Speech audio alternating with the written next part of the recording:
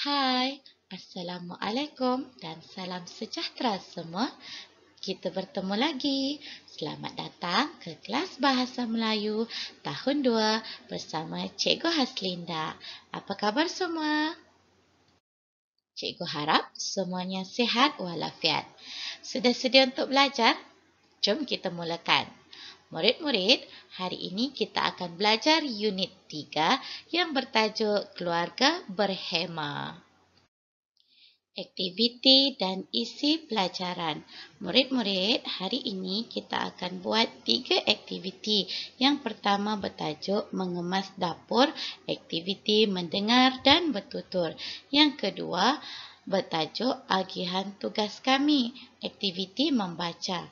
Dan yang ketiga bertajuk tahniah Kak Mastura untuk aktiviti tata bahasa. Murid-murid, dengar dan ikut sebutan cikgu ya. Hana dan Hani membantu ibu di dapur. Sebutkan. Bagus. Mereka membersihkan dapur supaya serangga perosak seperti lipas dan lalat tidak membiak di situ. Sebutkan. Tahniah. Mereka mengeluarkan makanan yang busuk lalu membuangnya. Sebutkan. Bagus. Mereka menyusun peralatan dapur supaya mudah diambil apabila diperlukan. Sebutkan. Bagus. Tahniah murid-murid. Perasan tak ayat apa yang kita tuturkan sebentar tadi? Ayat itu ialah ayat majmuk dan perkataan yang berwarna merah adalah kata hubung.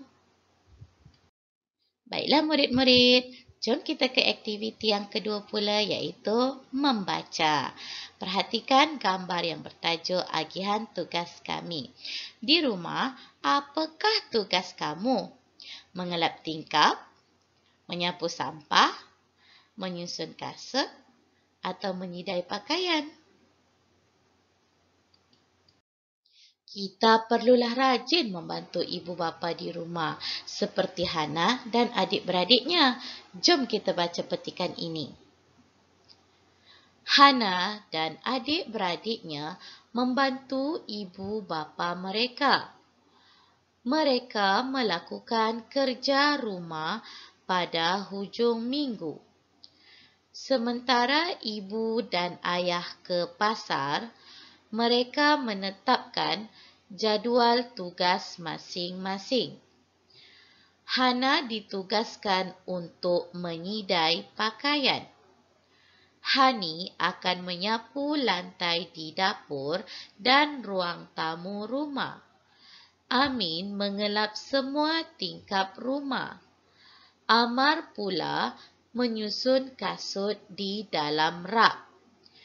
Mereka gembira kerana dapat meringankan tugas ibu dan ayah. Murid-murid, aktiviti yang ketiga pula adalah aktiviti tata bahasa yang bertajuk Tahniah Kak Mastura. Kita akan belajar tentang penjodoh bilangan. Perhatikan perbualan dan gambar dalam buku ini. Kita akan baca bersama-sama. Makcik hadiahkan kamu senaskah novel. Bolehlah kamu baca dalam kapal terbang nanti. Tahniah Kak Mastura, terimalah sekotak coklat daripada kami. Terima kasih. Terima kasih makcik atas hadiah yang diberikan. Sama-sama Mastura. Nampak tak murid-murid perkataan yang berwarna merah? Inilah yang kita panggil penjodoh bilangan. Terdapat beberapa contoh lain seperti sepasang cermin mata, sebuah kamera, sebentuk cincin, sekaki payung dan seurat gelang. Semua ini boleh dilihat seperti cermin mata, kamera, cincin, payung dan gelang. Baiklah, kita teruskan lagi. Apa itu penjodoh bilangan? Penjodoh bilangan ialah perkataan yang digunakan bersama dengan kata bilangan untuk membilang sesuatu seperti benda, haiwan, tempat dan lain-lain. Contohnya, sepasang kasut, sekaki cendawan, dua bentuk kerongsang. Perkataan yang bergaris inilah kita panggil penjodoh bilangan. Murid-murid, jom kita buat latihan dalam buku aktiviti muka surat 24. Aktiviti 5B. Teliti dan tulis nama benda di dalam rumah kamu yang menggunakan penjodoh bilangan di bawah. Kemudian, bina ayat. Baik, ada 5 penjodoh bilangan iaitu helai, bilah, batang, biji dan buah. Murid senaraikan 3 benda yang ada di dalam rumah. Kemudian, bina satu sahaja ayat bagi satu penjodoh bilangan di atas ini. Okey, jom kita buat. Penjodoh bilangan helai selalunya digunakan bagi baju, rambut atau benang. Contoh ayat, adik memakai sehelai baju berwarna biru. Penjodoh bilangan bagi bilah pula selalunya digunakan bagi benda yang tajam seperti pisau, parang atau sabit. Contoh ayat, ibu memotong kek menggunakan sebilah pisau. Penjodoh bilangan batang pula selalunya digunakan bagi pensel, penyapu atau pokok.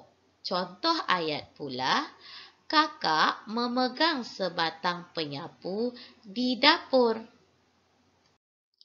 Bagi penjodoh bilangan biji selalu digunakan pada bola, apel atau kacang. Contoh ayat, abang bermain sebiji bola dengan adik. Akhir sekali, penjodoh bilangan buah selalu digunakan pada buku, komputer atau meja. Contoh ayat, di ruang tamu ada sebuah meja kaca. Yeay, saya berjaya. Bagus murid-murid. Setelah selesai membuat latihan tadi, tangkap gambar dan hantar kepada cikgu. Jangan lupa juga video ataupun audio bacaan kamu pada buku teks muka surat 14 tadi. Cikgu perlu semak dan nilai. Jangan lupa ya. Ada soalan? Boleh hubungi cikgu di talian 014-850-4363. Baiklah murid-murid, itu sahaja untuk hari ini. Sekian, terima kasih. Jumpa lagi. Bye.